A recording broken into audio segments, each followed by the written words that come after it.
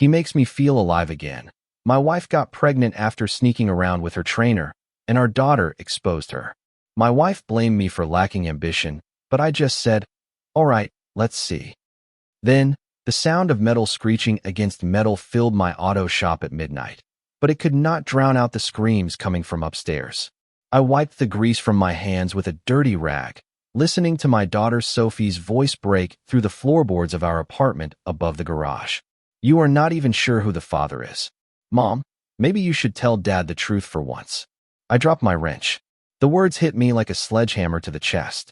23 years of marriage, and I find out about a baby through a shouting match between my wife and my daughter. The rain hammered against the shop windows as I climbed the narrow stairs, my boots heavy on each step. The argument had moved to the kitchen. Through the crack in the door, I could see Ellis pacing back and forth, her perfectly styled blonde hair disheveled for once. Sophia was sitting at our worn-out kitchen table with tears streaming down her face. Lower your voice, Lise hissed. Your father does not need to know everything. He does not need to know that his wife is pregnant. He does not need to know that she has been sneaking around with that trainer from the gym. Sophie's voice rose again. Dad works 16 hours a day to keep this family afloat while you are out. While I'm out what?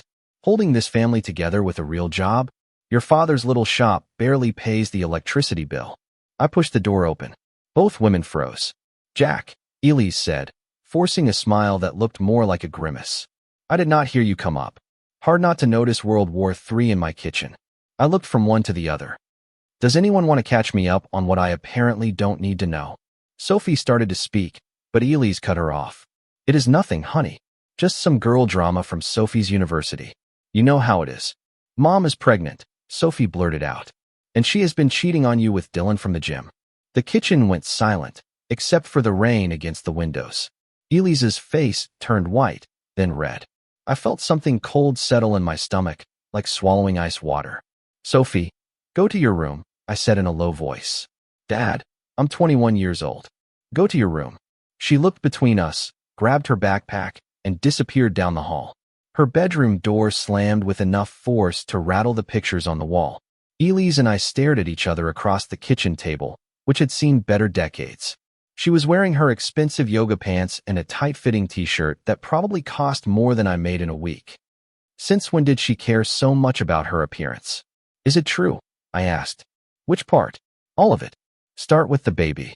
She sat down heavily, avoiding my gaze. I found out yesterday. I was going to tell you. When? After you figured out who the father is. Her silence was answer enough.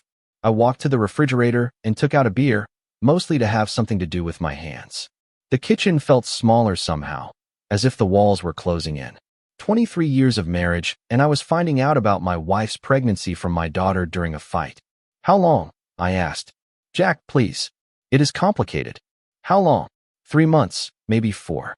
She finally looked at me. It started as, I don't know.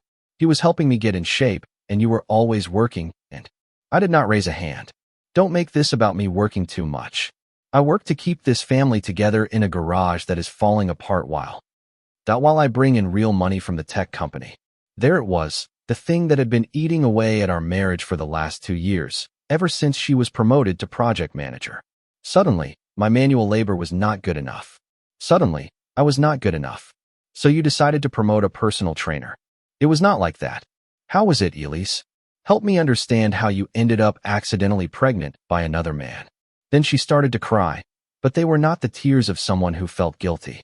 They were tears of anger, tears of frustration, the tears of someone who had been caught. You want to know the truth? Dylan makes me feel alive again. He does not come home covered in grease complaining about clients who don't pay their bills. He has ambition. Ambition. I laughed, but there was no humor in it. Is that what we are calling it now? He is going to open his own fitness center. He has plans, dreams. He is a gym meathead who sweet-talked a married woman into his bed. Very ambitious. Elise stood up, her chair scraping against the linoleum. I'm not going to continue this tonight. I'm tired, and I have to work in the morning. Some of us have been working all day. She stopped in the kitchen doorway. I never wanted it to happen this way, Jack, but maybe it is for the best. Maybe we have both been pretending that this marriage still works. After she left, I sat alone in the kitchen, staring at the beer I had not opened. The rain was still falling, and somewhere in the distance, a train whistle echoed in the night. This town had been slowly dying for years, just like my marriage. I just had not wanted to see it. I went back down to the shop and found myself standing by the Mustang I had been restoring. It was a 1967 fastback, cherry red under all the primer. I had been working on it for 3 years, planning to surprise Elise for our 25th anniversary. Now it just looked like another broken thing in a room full of broken things. My phone buzzed. A text from my old boxing coach, Frank, heard shouting from the street. "Everything okay up there?" Frank lived 2 blocks away and had trained me when I thought I might be somebody in the ring. That was before I met Elise, before I settled down and opened the shop, before I became the kind of man whose wife cheats on him with her personal trainer. I texted back, just peachy. "Stop by the gym tomorrow if you need to hit something." I almost smiled. Frank always knew exactly what to say. The next morning, Elise was gone before I woke up. She had left a note on the kitchen counter. "Working late tonight. Don't wait up." As if nothing had happened. As if our whole conversation had been a bad dream. Sophie came out of her room around 10, looking like she had not slept. She poured herself coffee and sat across from me at the kitchen table. "I'm sorry, Dad. I did not want it to come out like that." "How long have you known?" "A few weeks. I saw them together at that coffee shop downtown, the one near Mom's office. They were close, too close." She stirred her coffee absently. I confronted her about it, and she broke down and told me everything, including the pregnancy. She took the test while I was there. She was scared, Dad. Really scared. I wanted to feel sorry for Elise, but I could not find it in me. She said something else. Sophie hesitated. She said she was not sure if she wanted to keep it, and she was not sure if she wanted to stay married. The coffee tasted like ash in my mouth. "What do you think I should do?" "I think you should do what makes you happy. For once." Sophie reached across the table and squeezed my hand. "You have spent my whole life taking care of everyone else. Mom, me, this business, everyone in town who needs their car fixed. When is it your turn to matter?" After Sophie left for her classes, I spent the morning under the hood of Mrs. Patterson's Honda, trying to lose myself in the familiar rhythm of diagnosis and repair, but my mind kept drifting back to Dylan. I had seen him around town. Of course, he was hard to miss. Tall, muscular, with that kind of easy confidence that comes from never having to worry about paying bills or keeping a business afloat. He rode a custom motorcycle, some expensive foreign thing that probably cost more than I made in 6 months. He wore designer workout clothes and had perfect teeth. Everything I was not. Around noon, I decided to take Frank up on his offer. The boxing gym had not changed in 20 years. The same cracked mirrors, the same heavy bags hanging from chains that squeaked when they swung. The same smell of sweat and determination. Frank was in the ring with a kid who could not have been more than 16, teaching him to keep his guard up. "I'm coming," Frank yelled when he saw me. "I knew you would show up sooner or later." I waited until he was done with the kid, and then I climbed into the ring. Frank was in his late 60s, but he still moved like a fighter. His gray hair was buzzed short and his hands were scarred from decades of training young men who thought they were tougher than they were. "So," he said, tossing me a pair of gloves, "you want to talk about it, or just hit things?" "Hitting things sounds good." For the next hour, I worked the heavy bag until my shoulders burned and my knuckles ached through the gloves. Frank held the bag steady, not saying much, just letting me vent whatever was eating at me. Finally, when I was too tired to throw another punch, he handed me a towel. "Feel better?" "No, not really." I believed it. This is not the kind of problem you can punch your way out of. Frank sat on the edge of the ring. "You want to tell me what happened, or should I guess?" I told him everything. The pregnancy, the affair, the things she had said about my job, my life, my dreams. Frank listened without interrupting, nodding occasionally. "How long have you been married?" he asked when I was done. 23 years. That is a long time to build something. It is also a long time to let it rot if you are not paying attention. He studied my face. "The question is, what do you want to do about it?" "I don't know. Part of me wants to fight for it. Part of me wants to walk away, and part of me wants to make them both pay." Those are all normal reactions. But here is the thing. Jack, you are thinking like someone who has been caught off guard. You are reacting instead of planning. Frank stood up and started to unwrap his hands. "You want my advice? Stop reacting. Start thinking. What is the smart play here?" "What do you mean?" "I mean, if you are going to fight, fight smart. Don't just swing wildly hoping to connect.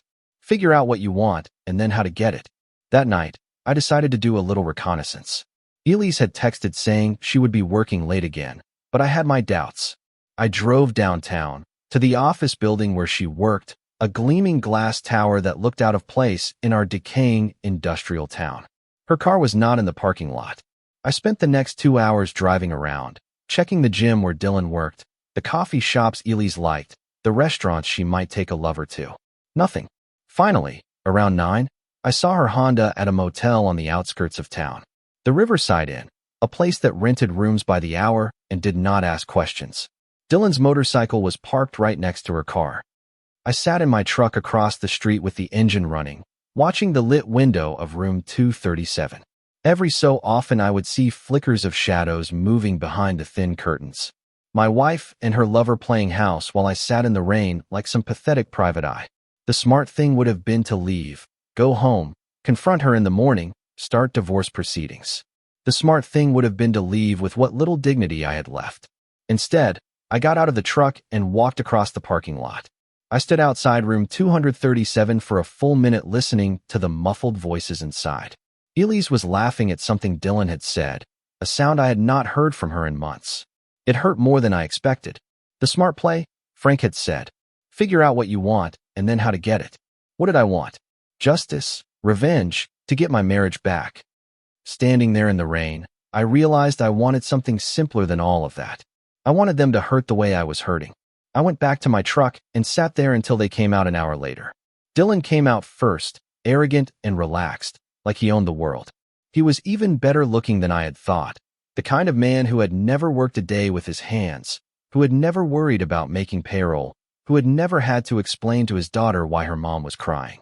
Elise came out a few minutes later, checking her phone, probably making sure I had not called. She looked younger somehow, happier, the way she used to look when we were dating before life got complicated. They said goodbye with a kiss like teenagers, all hands and whispered promises. Then Dylan got on his bike and roared off into the night, while Elise got into her Honda and drove home to the husband she had been lying to for months. I followed her at a distance, watching her rehearse her story for when she walked through the door. She would probably complain about her boss, mention a project that was behind schedule, give me a kiss on the cheek, and ask about my day as if she actually cared. By the time I got home, she was already in the shower. I could hear her humming, actually humming, as she washed off the scent of another man. The sound turned my stomach. I pretended to be reading when she came into the living room wearing the silk robe I had bought her for Christmas. How was work? I asked without looking up from my magazine. Exhausting. We are behind on the Morrison project and my boss is pushing all of us. She sat on the couch next to me, close enough for me to smell her shampoo. And your day? Fine. I fixed Mrs. Patterson's Honda. I worked on the Mustang. That is good, honey. She yawned theatrically. I'm exhausted. I think I'm going to head to bed soon. I watched her walk toward the bedroom. This woman I had shared a life with for over 2 decades moved differently now, with a confidence that had not been there before. Dylan had given her something I could not. The feeling of being desired, wanted, chosen. Elise, I called out. She turned. Yes, I love you. For a second her mask slipped. I saw a flash of guilt in her face, followed by something that might have been regret. Then the mask was back in place. I love you too, Jack. But we both knew she was lying. The next morning, I called in sick to the shop and drove to the public library. If I was going to fight smart, I needed information. I spent 3 hours researching Dylan Martinez, his background, his business, his social media presence. What I found was interesting. Dylan was not just a personal trainer. He was also involved in several questionable ventures, including a supplement company that had been investigated by the state for false advertising. He owed money to at least 3 different creditors, and his fitness certification had expired 6 months ago. More importantly, he was not just sleeping with my wife. His Instagram was filled with pictures of different women, all of them married, all older and obviously wealthy. Dylan had a type, and it was not young gym bunnies. He liked women with money and something to lose. I printed out everything I could find and drove to Frank's gym.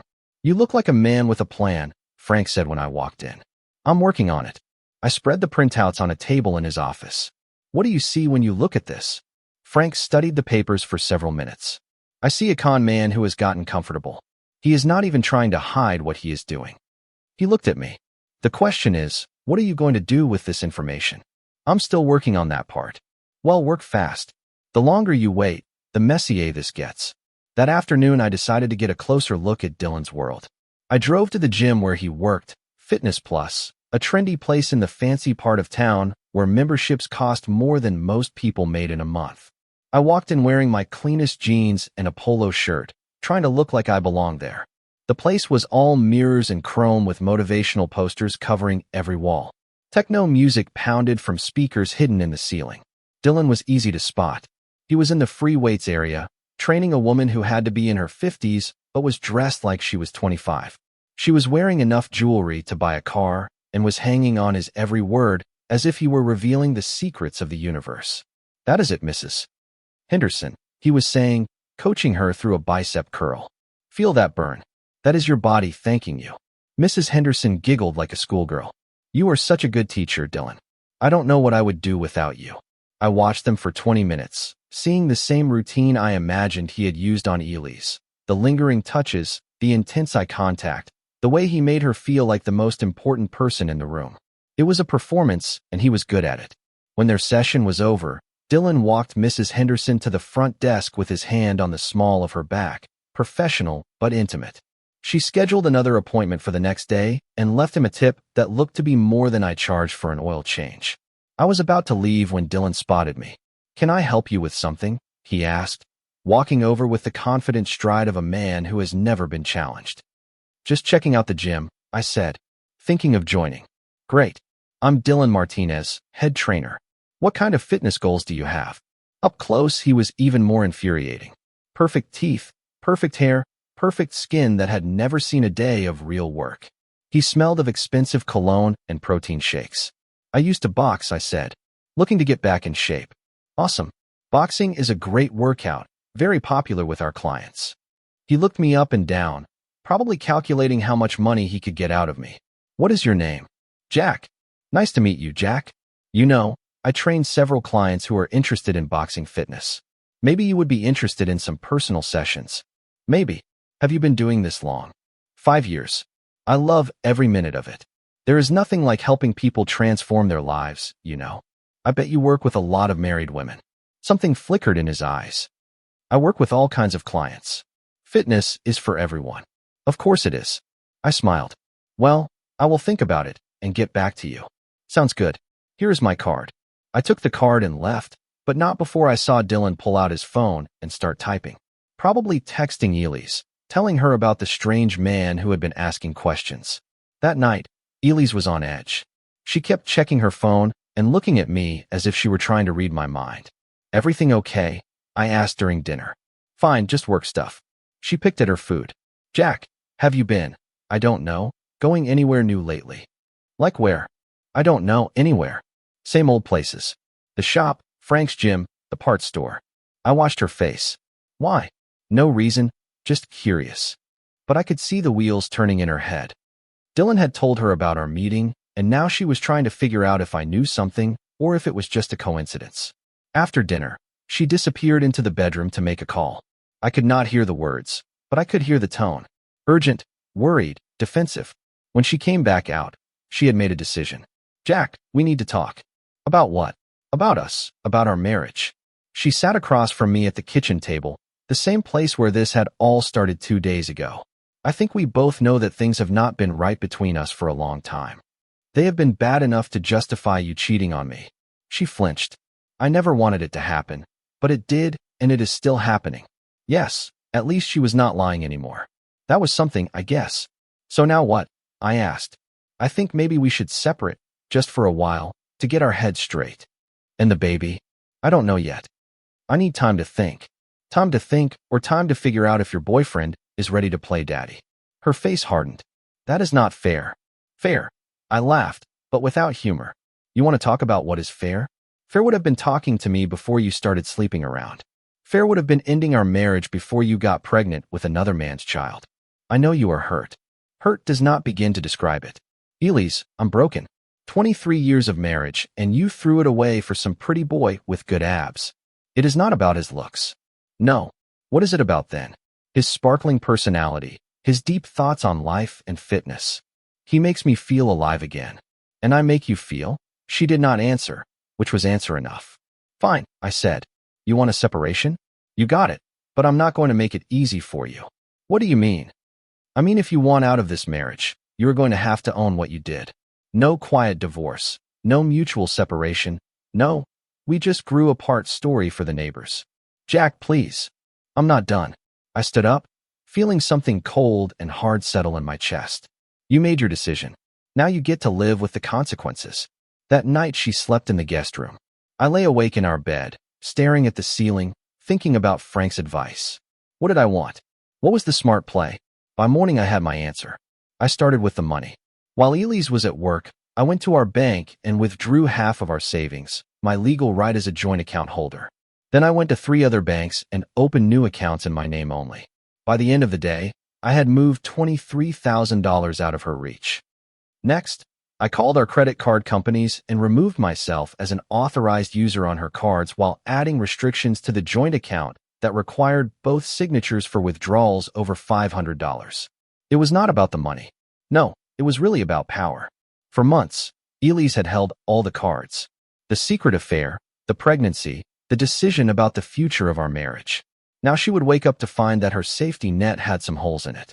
I was back at the shop when she called. What the hell did you do? She screamed into the phone. I protected my assets. You said you wanted a separation. You cannot just take all our money. I took half.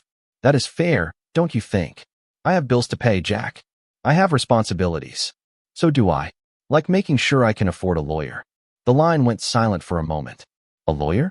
You thought we were going to handle this divorce with a handshake and a friendly chat. We don't have to. Yes, we do. You made sure of that when you decided to start a family with someone else. She hung up on me. An hour later, Sophie called. Dad, what is going on? Mom just called me crying saying you emptied your bank accounts. I moved some money to protect myself. It is what people do when their spouse cheats on them. She is scared, Dad. She thinks you are going to try to take everything from her. Good. She should be scared. Actions have consequences. This is not like you. Maybe the old me was too soft. Maybe it is time for an upgrade. That night, Elise came home with her friend Nina, a sharply dressed lawyer who had never liked me. Nina was one of those women who thought every man was a potential predator and every marriage was a prison sentence waiting to happen. Jack, Nina said, walking into my living room like she owned the place. We need to discuss this situation like adults. Hello to you too, Nina. Nice to see you in my house, uninvited. Elise asked me to come as her legal counsel. Legal counsel? I laughed. We are not in a courtroom, Nina. We are in my living room. That could change quickly if you keep playing games with the finances. I looked at Elise, who was standing behind Nina like a child hiding behind her mother. This is how you want to handle this, with lawyers and threats. You started it when you took the money, Elise said. I started it. I started it. I stood up, feeling my temper ignite. I did not start anything, Elise. You started it when you decided to cheat on me. You started it when you got pregnant with another man's child. You started it when you decided our marriage was disposable. Jack, please. No. I'm done being reasonable. I'm done being the understanding husband who takes whatever scraps of respect you feel like tossing my way. I looked at Nina. You want to play lawyer? Fine, but understand something. I'm not the same man you have been walking all over for the last 6 months. Nina stepped forward, trying to intimidate me with her 5'3" frame and designer suit. If you think you can bully Elise into accepting whatever terms you want, bully her? I'm not the one who brought a lawyer to a family discussion. You are the one acting irrationally. Irrationally. My wife is pregnant with another man's baby, and I'm acting irrationally for protecting myself. Nina looked at Elise, who looked like she wanted to disappear. Elise told me the situation, but that does not give you the right to engage in financial abuse. Financial abuse. I could not help but laugh. Ma'am, I have been financially supporting this family for 23 years while my wife built her career. Now she wants to leave me for her personal trainer, and I'm the abuser for making sure I don't end up on the street. The courts will not see it that way. The courts will see a cheating wife who got pregnant by her lover and then tried to take her husband for everything he was worth. How do you think that is going to play out? Nina's confident expression faltered for an instant. She knew I was right. We are not here to fight, Elise said in a small voice. We are here to find a solution that works for everyone. Here is a solution, I said. You move in with Dylan. I keep the house and the business. We split everything else 50-50ths. And you never ask me for another dime. That is not reasonable. It is more reasonable than you deserve. Nina stepped between us. My client is not going to agree to those terms. Then your client can explain to a judge why she thinks she is entitled to half of everything I have built while she was busy building a relationship with another man. After they left, I sat alone in the kitchen, drinking a beer and thinking about my next move. The money had just been the first shot. If I was really going to fight this war, I needed to think bigger. I pulled out my phone and scrolled through my contacts until I found the number for Tom Bradley, a private investigator I had met through Frank. Tom was an ex-cop who specialized in divorce cases and had a reputation for being thorough. Tom, it is Jack Morrison, Frank's friend. I think I need your services. The next morning, I met Tom at a downtown diner. He was a big man with graying hair and tired eyes, the kind of person who had seen it all and was not surprised by anything anymore. So, he said, stirring sugar into his coffee, your wife is cheating and you want proof. I already have proof. I want leverage. What kind of leverage? I told him about Dylan's businesses, the other women, the expired certification. Tom listened without interrupting, taking notes in a small notebook. This trainer sounds like quite the character, he said when I was done. How deep do you want me to dig? Deep enough to bury him. That is going to cost you. I don't care what it costs. Tom smiled for the first time since I sat down. I like clients with motivation. Give me a week. While Tom did his research, I decided to do some digging of my own. I started with Elise's computer. She had gotten sloppy about covering her tracks, probably because she thought I was too stupid or too trusting to look. Her email was filled with messages from Dylan, and they painted a picture of a relationship that was more complicated than I had thought. Dylan was not just sleeping with my wife. He was also asking her for money. Babe, one email read, I hate to ask, but the landlord is leaning on me for rent. Could you help me out just this once? I promise I will pay you back when the new business gets off the ground. Another message from 2 weeks later. The investors pulled out on the gym expansion. I know you said you could not help anymore, but I'm desperate. Just a loan, I swear. And my personal favorite from just 3 days ago. I cannot wait to start our new life together. Once you are free from Jack, we can really focus on building something beautiful. The baby is going to change everything. I printed out every message and put them in a folder. Then I kept digging. Elise's browser history was a roadmap of betrayal.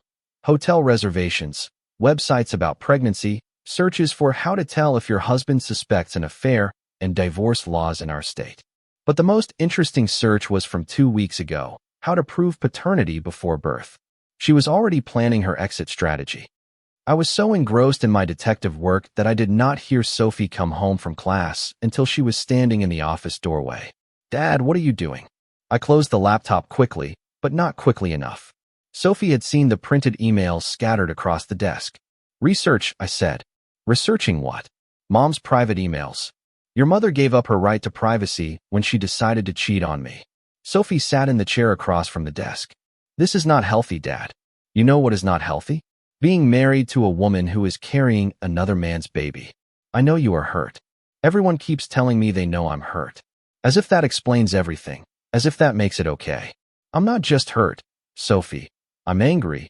I'm furious. And I'm not going to sit back and let your mother destroy our family without consequences. What kind of consequences? I looked at my daughter, this young woman caught in the middle of her parents' war, and I felt a moment of doubt. Was I doing the right thing, or was I just making things worse? Then I thought about Elise and Dylan laughing together in that motel room while I sat at home like a fool, and the doubt disappeared. The one she deserves, I said. That weekend, I put my plan into action. I started by visiting Mrs. Patterson, the neighborhood gossip who knew everyone's business and was not shy about sharing it. Jack, she said when she opened the door. What a treat to see you. How is that Honda running? Like a dream, Mrs. Patterson. Actually, I was wondering if I could ask you something. Of course, dear. Come in, come in. Her living room was exactly what you would expect from a 70-year-old widow who had lived in the same house for 40 years. Doilies on every surface, family photos covering the mantelpiece, and the smell of lavender and old furniture. What can I help you with? She asked, settling into her favorite chair. Well, it is a bit awkward. Elise and I are having some problems, and I'm trying to understand how long the people in the neighborhood have known about her situation. Mrs. Patterson's eyes lit up. This was exactly the kind of conversation she lived for. "Oh, dear," she said, leaning forward conspiratorially. "I did not want to say anything, but I have seen that young man on the motorcycle coming and going from your house when you were not around. How long has that been going on?" "Months, dear, at least since the spring. And just last week I saw them together at Miller's coffee shop, holding hands like teenagers." She shook her head disapprovingly. "I thought about calling you, but I did not want to interfere in your marriage." "I appreciate your discretion, Mrs. Patterson, but now that it is all out in the open, I just want to make sure people understand what really happened." "Of course, dear. What kind of woman behaves like that when she has a good husband at home?" I spent an hour with Mrs. Patterson, carefully planting seeds of information that I knew would spread through the neighborhood like wildfire. By the end of the week, everyone within a 6-block radius would know that Elise Morrison was pregnant with her personal trainer's baby and was planning to leave her hard-working husband. My next stop was the coffee shop where Sophie had first seen Elise and Dylan together. I ordered a coffee and struck up a conversation with the barista, a young woman with purple hair and multiple piercings who seemed to enjoy a good scandal. "You know," I said, sipping my coffee, "my wife used to come in here a lot with her personal trainer, a tall guy who rides a motorcycle." "Oh yeah, Dylan. He is in here all the time with different women, always the same routine. Sits in that corner booth, lots of whispering and hand-holding." She rolled her eyes. "Some people have no shame. Different women. Oh yeah, there is your wife, obviously, but also Mrs. Henderson from the country club and that real estate agent. What is her name? Jennifer something. Always married women with money. If you know what I mean." I knew exactly what she meant. By the time I left the coffee shop, I had a clearer picture of Dylan's operation. He was not just a cheating personal trainer. He was a professional homewrecker who targeted wealthy married women and bled them dry. That night, Tom called with his preliminary report. "Your boy, Dylan, is quite the entrepreneur," he said. 3 different women are currently giving him money, including your wife. He is behind on his apartment rent. His business license is expired, and he has 2 outstanding warrants for unpaid traffic tickets. What about the other women? Henderson, the country club wife, has been paying his supposed business expenses for 6 months. The real estate agent bought him a new motorcycle last month, and there is a third, a doctor's wife who has been funding his supplement business. My God, it gets better. None of them know about the others. He has them all convinced that they are his one and only true love and that he is going to leave his current situation for them. Current situation? That is what he calls whoever he is officially dating at the moment. Right now, that is your wife. I felt something cold and sharp settle in my stomach. Elise was not just cheating on me. She was being conned by a professional. How much money has he gotten out of her? At least $15,000 in the last 4 months. Probably more that we have not found yet. $15,000. Money that had come out of our joint account. Money that I had earned fixing cars and running my business. Money that was supposed to be for our future. "Tom," I said, "I want you to document everything. Every woman, every dollar, every lie. I want enough evidence to destroy this guy. Consider it done." After I hung up, I sat in my truck across from the coffee shop, watching people go about their normal lives. Couples holding hands, families with kids, ordinary people with ordinary problems. I envied them. My phone buzzed with a text from Elise. "Working late again tonight. Don't wait up." I almost laughed. She was probably on her way to another rendezvous with Dylan. Another night of playing house with her con man boyfriend while her husband sat at home like a fool. But I was not a fool anymore, and by the time I was done, everyone would know exactly what kind of people they really were. The confrontation happened on a Tuesday night at Murphy's Tavern, the kind of working-class bar where everyone knew your name and your business. I have been going there since I was 21, back when Elise and I were newlyweds, and the future seemed bright. Now it felt like a sanctuary, the one place in town where I could have a beer without someone looking at me with pity or whispering behind my back about my cheating wife. I was on my second beer when Dylan walked in. He saw me immediately, and instead of leaving like a smart man would have, he walked straight to my table. "Jack, right? We met at the gym. I remember. Do you mind if I sit? I think we should talk." I pointed to the empty chair across from me. "Be my guest." Dylan sat down, trying to project confidence, but I could see the nervousness in his eyes. He was younger than me, probably stronger, but he had never been in a real fight. I could tell by the way he carried himself. All show and no substance. Look, he said, I know this is awkward, but I think we are both adults here. I care a lot about Elise, and I know this situation is not ideal for anyone. Situation. I took a sip of my beer. That is what we are calling it. I never wanted it to happen this way, but sometimes life takes you in directions you don't expect. Life did not take you anywhere, Dylan. You made a choice to sleep with a married woman. His jaw tightened. Elise was unhappy long before I came along. So you were doing her a favor. I was there for her when her husband was not. The bar had gotten quieter around us. Other patrons were starting to notice the tension at our table, and in a place like Murphy's, that meant we had an audience. Tell me something, I said, leaning back in my chair. How many other married women are you being there for right now? Dylan's mask of confidence slipped for a moment. What is that supposed to mean? Mrs. Henderson from the country club. Jennifer Walls, the real estate agent. Dr. Peterson's wife. Sarah. Shall I go on? The color drained from his face. I don't know what you are talking about. Sure you do. You have got a whole operation going. You find lonely married women with money. You romance them. You bleed them dry, and you move on to the next one. It is actually pretty smart if you don't mind being a complete. Dylan stood up quickly, his chair scraping against the floor. I don't have to listen to this. Sit down, I said in a low voice. Excuse me. I said sit down. We are not done talking. There was something in my voice that made him hesitate. Maybe it was the 20 years I had spent in this neighborhood, earning respect the hard way. Maybe it was the fact that half the men in this bar had known me since I was a kid. Or maybe it was just the look in my eyes that told him I was done being the nice guy. He sat. Here is what is going to happen, I said, keeping my voice low and steady. You are going to stop seeing my wife. You are going to stop taking her money, and you are going to disappear from our lives. I cannot do that. Why not? Because you love her. I laughed so loud that several people turned to look at us. You love her? Which one? Elise. Mrs. Henderson? All of them. You don't understand. I understand perfectly. You are a con man who preys on vulnerable women. The only thing I don't understand is why it took me so long to see it. Dylan's face was red now, anger replacing the nervousness. At least I make her happy. When was the last time you did that? When was the last time you told her the truth about anything? I have never lied to Ellis. Really? Did you tell her about the other women? Did you tell her about the money you owe all over town? Did you tell her your fitness certification expired 6 months ago? His mouth opened and closed like a fish out of water. Did you tell her you have been promising to marry Mrs. Henderson as soon as her divorce goes through? Or what about telling Jennifer Walls that you were ready to start a family with her? That is different. Different? How? Those women are just. It is complicated. It is not complicated at all. You are a liar and a cheat, and you are using my wife the same way you have used all the others. Dylan stood up again, this time with more conviction. I don't have to sit here and be insulted by some washed-up mechanic. The bar went completely silent. In a place like Murphy's, calling a man's work an insult was like calling his mother a. They were fighting words. I stood up slowly, feeling the weight of every eye in the place. Dylan was taller than me, but I had 40 pounds and 20 years of hard living on him.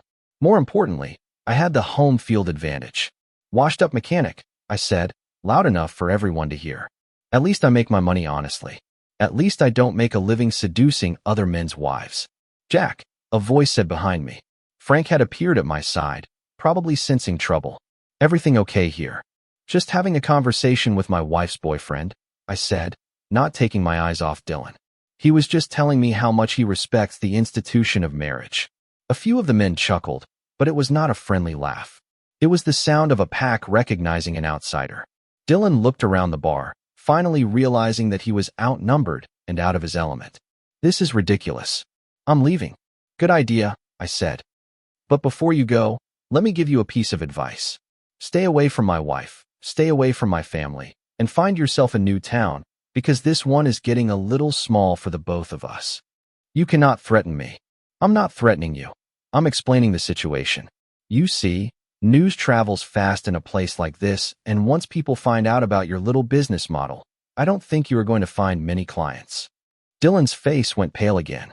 He was finally starting to understand that his carefully constructed world was falling apart. You cannot prove anything, he said, but his voice lacked conviction. I pulled out my phone and showed him a picture Tom had taken of him with Mrs. Henderson outside a downtown hotel. Cannot I? He looked at the picture for a long moment, then looked around the bar one more time. Every face was hostile, waiting to see what he would do. "This is not over," he said finally. "Yes, it is." After Dylan left, the bar erupted in conversation. Frank bought me a beer and half a dozen other men came over to slap me on the back and share their own stories of cheating wives and worthless boyfriends. For the first time in months, I felt like I belonged somewhere, but the good feeling did not last long. I knew Dylan would go straight to Elise, and I knew she would not like being publicly humiliated. I was right. She was waiting for me when I got home, pacing in the kitchen like a caged animal. "How could you?" she screamed the moment I walked in the door. "How could you embarrass me like that?" "Embarrass you? You embarrassed yourself when you decided to cheat on me. I'm not talking about that, and you know it. Dylan told me what you said in that bar in front of all those people. I told him the truth. You humiliated him. You humiliated me." "Good." She looked at me as if I had slapped her. "Good. You heard me? You want to act like a cheating wife? You get treated like one. You want to date a con man? You get to explain it to the neighbors. Dylan is not a con man. Is not he? How much money have you given him, Elise? That is none of your business. It is my business when it comes out of our joint account. It is my business when you are funding your affair with the money I earned. I earn money too. Not enough to cover a $15,000 boyfriend, apparently." Her face went white. "How do you know that number?" "I know a lot of things. I know about Mrs. Henderson and Jennifer Walls and Dr. Peterson's wife. I know about the expired certification and the unpaid debts and the promises he has made to other women." Elise sat down heavily at the kitchen table. For the first time since this whole mess started, she looked truly shocked. "You are lying," she said, but there was no conviction in her voice. "Am I? Call him. Ask him about the other women. See what he says. He would have told me. Has he told you anything that turned out to be true?" She pulled out her phone and stared at it for a long moment. Then she put it down without making the call. "Even if what you are saying is true," she said in a small voice, "it does not change how I feel about you, about us. No, it does not. But it should change how you feel about him. I'm still leaving Jack. I'm still getting a divorce. Fine, but you are not getting half of everything I have worked for. Not anymore." "What do you mean?" "I mean, when people find out what kind of person you really are, when they find out about your boyfriend's other girlfriends and your little money transfers, you're going to have a very hard time convincing a judge that you deserve anything." Elise looked at me with something I had never seen before. "Fear. You would not. Try me." She stood up and walked to the kitchen window, staring out at the dark street. "I never wanted it to be like this." "Then you should not have cheated on me. I made a mistake. You made a choice every time you met him at that motel. Every time you lied to me about working late. Every time you transferred money to his account. Those were not mistakes, they were choices." She turned back to me, and I saw tears in her eyes. But they were not tears of remorse. They were tears of frustration from a woman who had been caught and was running out of options. "What do you want from me?" she asked. "I want you to admit what you did. I want you to take responsibility for destroying our marriage, and I want you to stop pretending you are the victim here. And if I do that, then maybe we can end this with what little dignity we have left." But even as I said it, I knew it was too late for dignity. We had crossed a line that night at Murphy's Tavern, and there was no going back. This was war now. And wars don't end with dignity. They end with winners and losers. And I was done with losing. The next morning, news came that changed everything. Tom called while I was having coffee, his voice grim. "Jack, we have a problem. Dylan has disappeared." "What do you mean disappeared?" "I mean he is gone. He cleared out his apartment in the middle of the night. Left town on his motorcycle. None of his clients know where he is."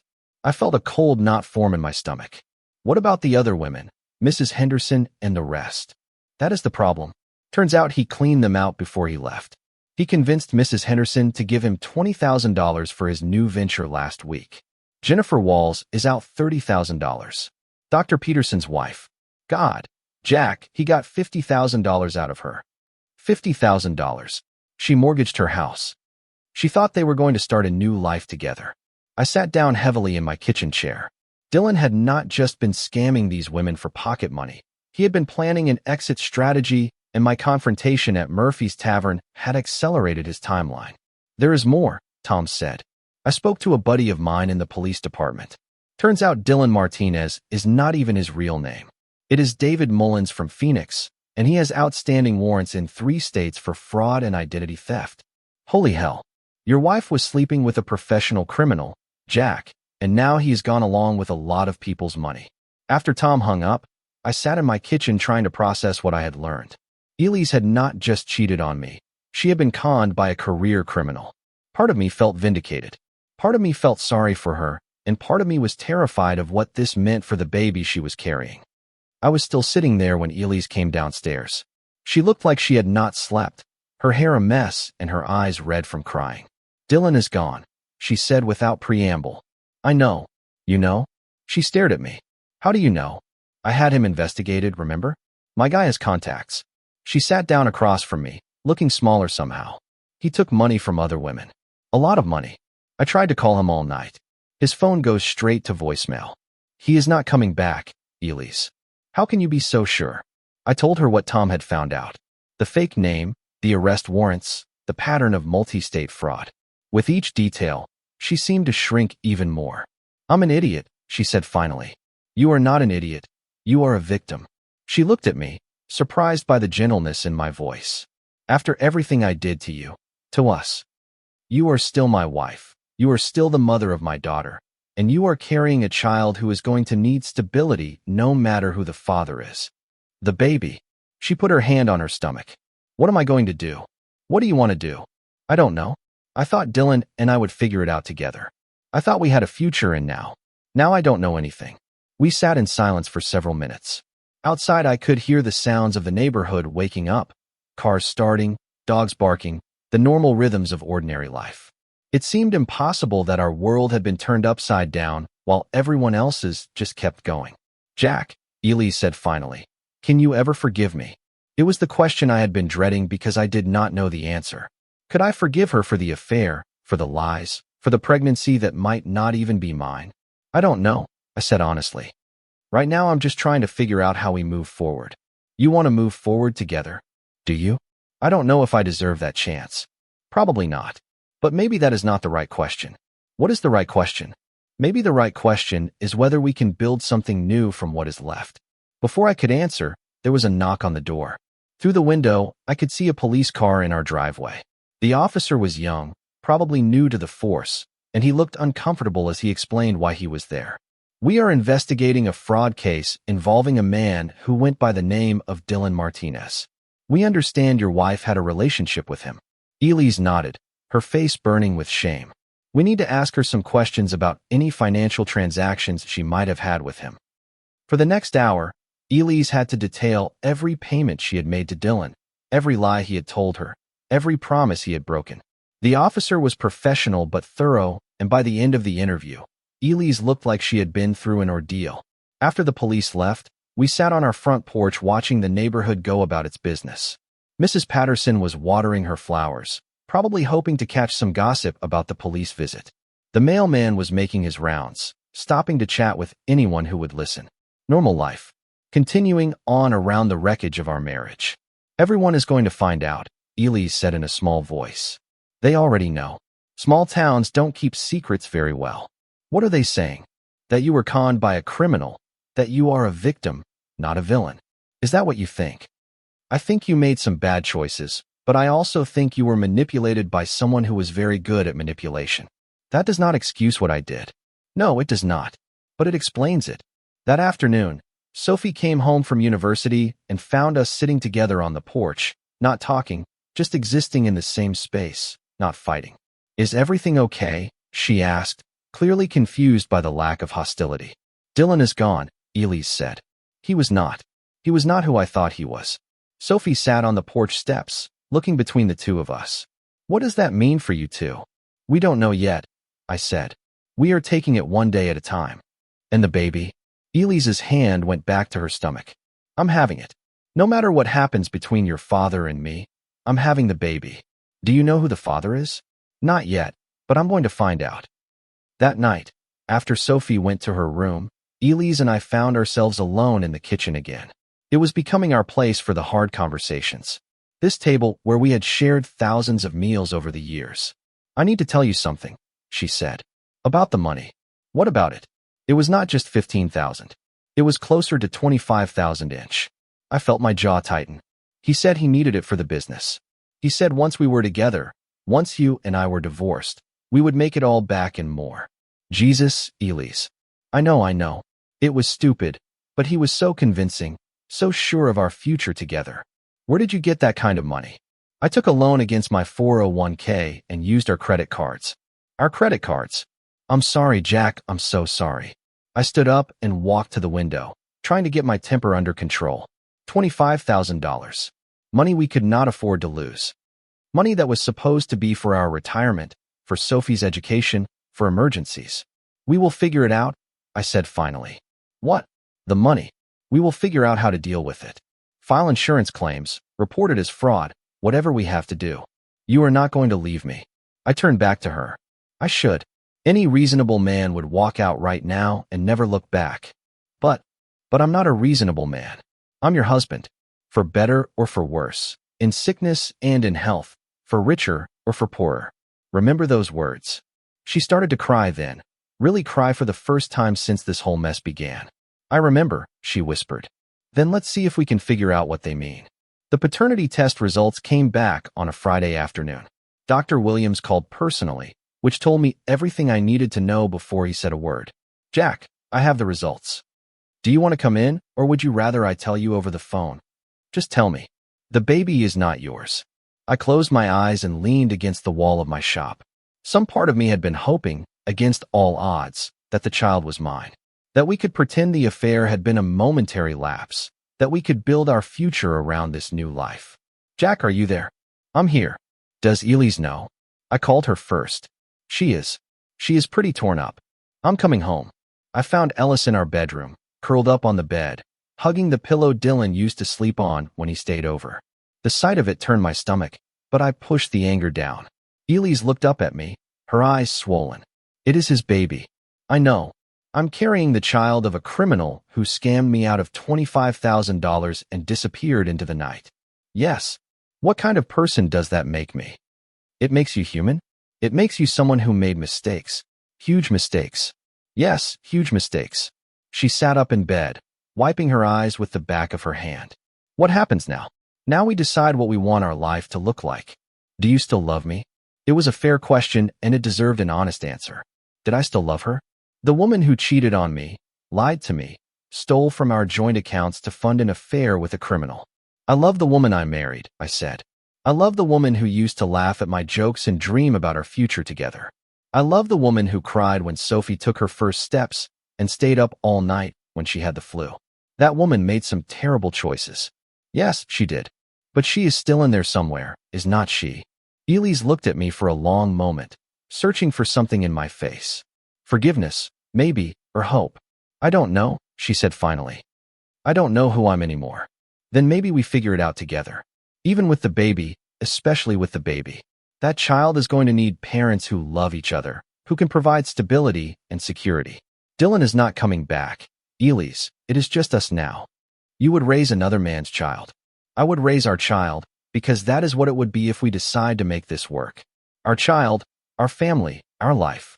She started to cry again, but these were different tears. They were tears of relief, of hope, of possibility. I don't deserve you, she said. Probably not. But marriage is not about deserving each other. It is about choosing each other every day, even when it is hard, especially when it is hard. That night we slept in the same bed for the first time in weeks, not as lovers, not yet, but as two people who had been through hell together and had decided to try to find their way back. The next morning, I woke up early and made coffee for both of us. When Ellis came downstairs, she found me sitting at the kitchen table with a notepad, making lists. What is that? She asked. Plans, things we need to do if we are going to make this work. Like what? Couples therapy, financial planning to deal with the money Dylan stole. A lawyer to make sure we are protected if he ever comes back. A plan for telling people about the baby. You have thought of everything. I have had a lot of time to think. She sat across from me and looked at the list. This is going to be hard. Yes, it will be. People are going to talk. Let them talk. Some of your friends might not understand. Then they are not really friends. You could still change your mind. You could still leave. I reached across the table and took her hand. I'm not leaving, Elise. We are going to figure this out together. Promise. Promise. 6 months later, Elise gave birth to a healthy baby girl. We named her Grace because sometimes that is what life gives you when you least expect it. Grace. Dylan never came back. The police eventually caught up with him in Nevada, where he was running the same scam on a new set of women. He is serving 5 to 10 years in a state prison, which seems about right. The neighborhood gossip had a field day with our story for a while, but eventually something more interesting came along, and we faded back into the background of ordinary life. Mrs. Patterson still waves to us when she sees us, and she absolutely adores Grace whenever we take her for a walk. Sophia loves her little sister fiercely and has never once questioned whether Grace is really her family. Family is not about blood, she told me one day as she was giving Grace a bottle. It is about love. Smart kid. Elise and I are still working on our marriage. Some days are better than others. Trust is coming back slowly, carefully, like a wild animal that has been hurt and needs time to heal. But we are both committed to the process, to the daily choice of loving each other despite our flaws and failures.